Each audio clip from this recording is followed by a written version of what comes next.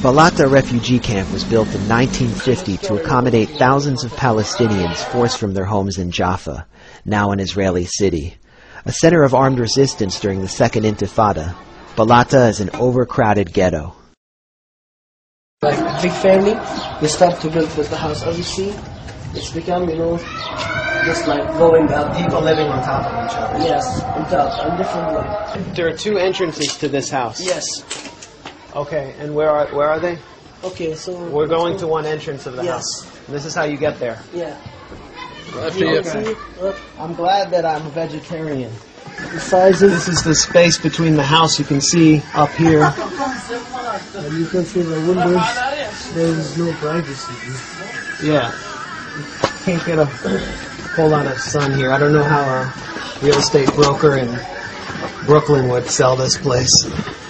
Every day. The Israeli army comes here every day. Yes, every day. They go inside, just like they sweat. It's like a shoot every day.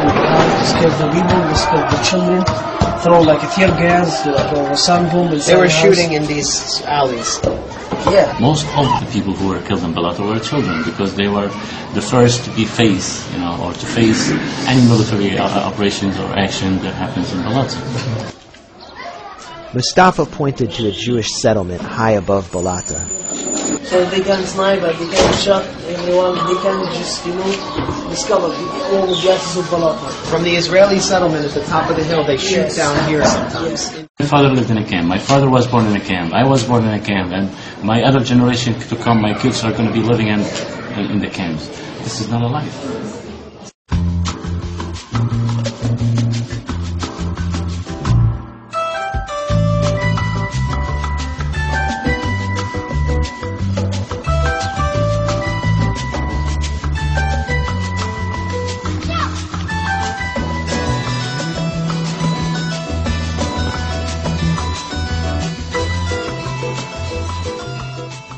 So now we're at the Lowell Milken Family Sports and Recreation Complex, which was created with generous $1 million donations from Pastor John Hagee and his congregation in San Antonio, Texas. That this man is at least going to be partially Jewish, as was Adolf Hitler, as was Karl Marx. He will not regard the desire of women. That means he's going to be homosexual. And junk bond kingpin Michael Milken. So let's go inside and see what there is to see in here. Inside the Hagee Milken Sports Center, you can get a massage, buy a pair of Speedos to swim laps in, order a cappuccino, or even take salsa lessons. A state-of-the-art fitness center is just next door. Attacked by settlers and unable to work their land, farmers from the Palestinian village of Safa are joined weekly by international and Israeli solidarity activists. About a month and a half ago, two elderly Palestinian farmers, one aged 72 and one aged 80, were trying to work their lands just over here, a few meters away, and 30 masked settlers beat them up with stones and sticks and cracked one of their head open, requiring 10 stitches, and he suffered from 2 hairline fractures in his skull. And ever since this incident, they've really tried to make a push to always go out in a big group. They prefer to have Israelis and internationals present here. On a hill above Safa is Bet Ain, one of the most fanatical Jewish settlements in the West Bank, and home to a terrorist underground that planned bombing attacks against a Palestinian girls' school in Jerusalem. The settlers called the army, who appeared with a closed military zone order. An activist from the Israeli peace group Tayush argued the soldiers' order violated a high court decision. In the end, we were given 5 minutes to leave before being arrested.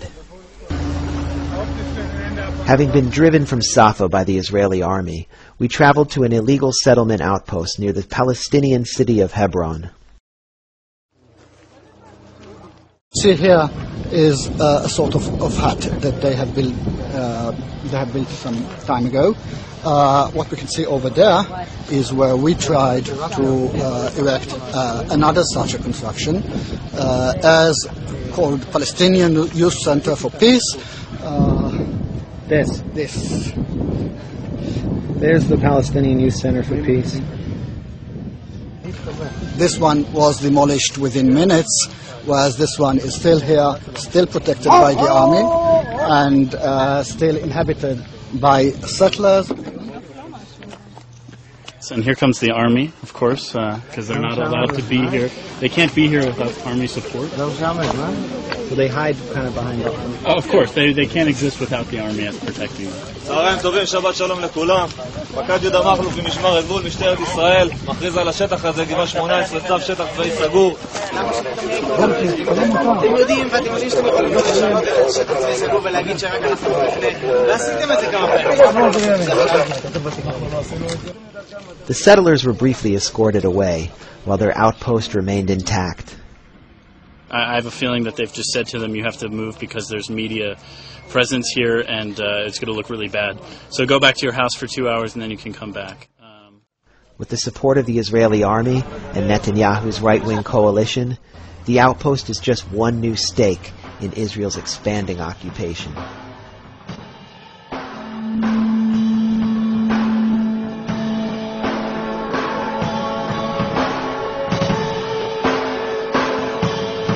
Response by Israel's security services, including several-day curfews, routine invasion, and run.